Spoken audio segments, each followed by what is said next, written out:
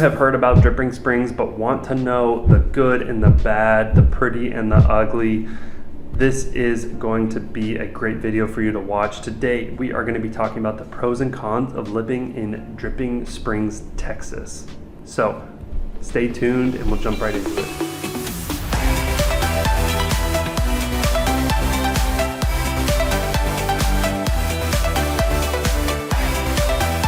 This is the Living in North Austin YouTube channel. My name is Connor Olson. I'm a local realtor. If you have any questions about moving to the Austin area, feel free to reach out. My phone number is in the description below. Send me a text or send me an email. We'd be happy to chat and talk to you about which area is right for you and your family to move to in the Austin area. So to jump right into it, even though this is the Living in North Austin YouTube channel, today we are traveling to Southwest Austin. And no, I'm not going to rebrand as Living in the Southwest Austin YouTube channel.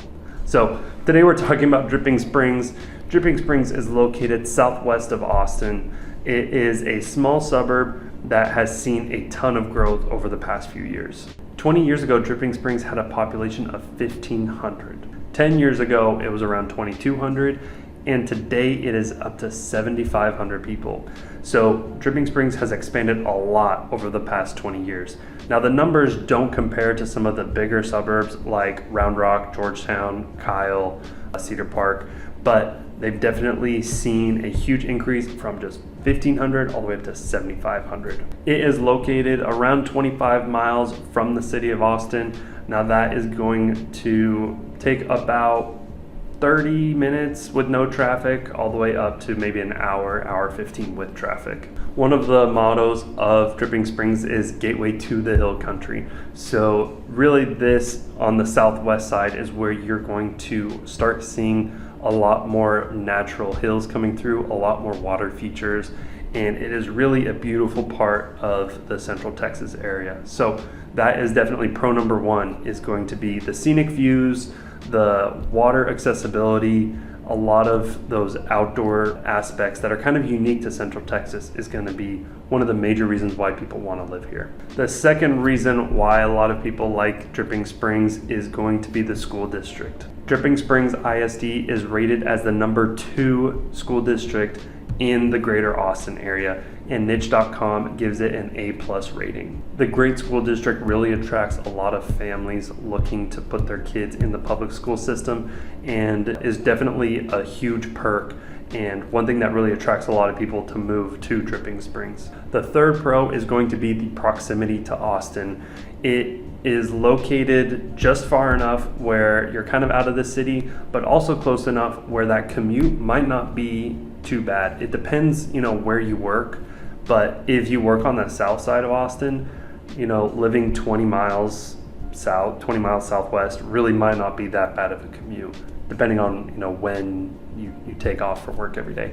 But that is often not a major reason to deter people from coming. So, families that are looking for those better school districts are willing to put up with a little bit longer commute in order to be in those school districts. So the proximity to Austin is still close enough that people are okay with the commute.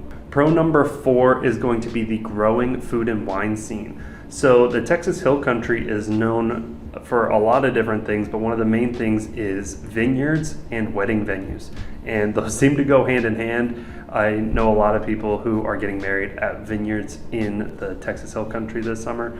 But there's a growing food and wine scene. Like I said, there's a lot of vineyards in the area, and you have access to all the hill country. So with the popularity of the vineyards, always being stable and even increasing over the past few years as the population of Austin has increased, that attracts a lot higher quality food options, and really has started to, cause the downtown area of Dripping Springs to grow, as well as some higher end restaurants, on the vineyards or a little more rural places that they otherwise wouldn't be in most settings. But the vineyards really have started to drive restaurants to be relocating to the area. Okay, con number 1 is the growth that Dripping Springs has seen.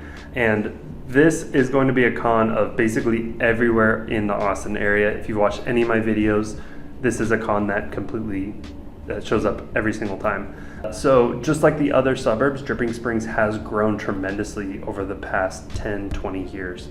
And Dripping Springs might have the most notable issues that popped up with this growth.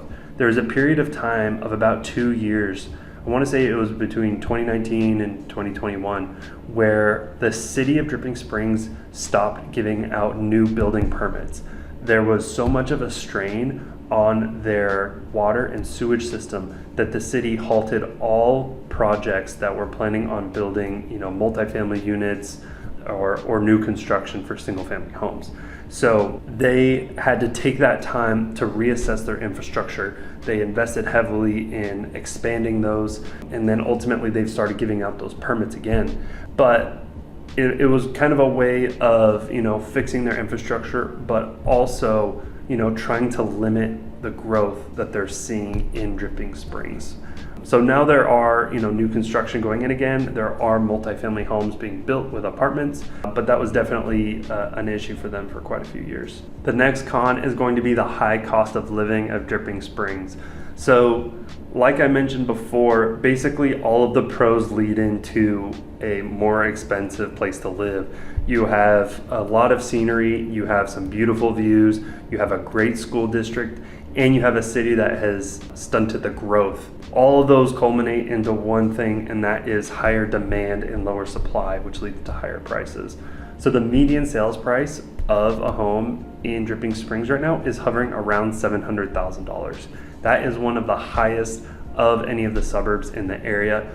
So that is definitely something to consider if you're looking at moving to Dripping Springs, is the price tag of the homes that are existing and also being built. If you haven't checked out, I did a video walkthrough of a couple new construction homes in Dripping Springs, and I'll put it right there. I toured 2 homes in this video. One was around $800,000 and the next one was $1.2 million. And you can see my full breakdown of what the homes were like on the inside, comparing one to the other, and also, the amenities and things that they provided in the Dripping Springs area. The final con, which also is very common for the suburbs, is there's limited food and dining and retail options.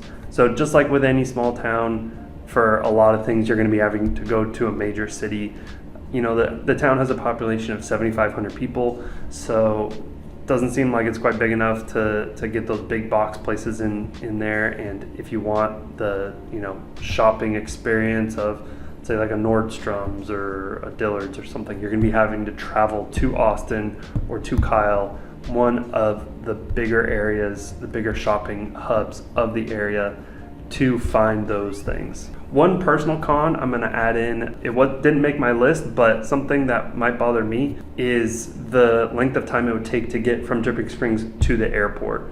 So it's on the complete opposite side of town of the airport, and it'll probably take you 45 minutes without traffic, maybe an hour 15, hour 30 with traffic to get to the airport. So if you're someone that has to fly a lot, if you have to fly a lot during rush hour, that would be a con. I've run into that a lot, and nothing makes me more mad than sitting in traffic while trying to get to the airport. Okay, that's it for this video. Thank you so much for watching. Again, if you have any questions about moving to the Austin area or any of the surrounding suburbs, feel free to shoot me a text or send me an email. My information is down below. Thank you so much for watching, and I'll catch you in the next one.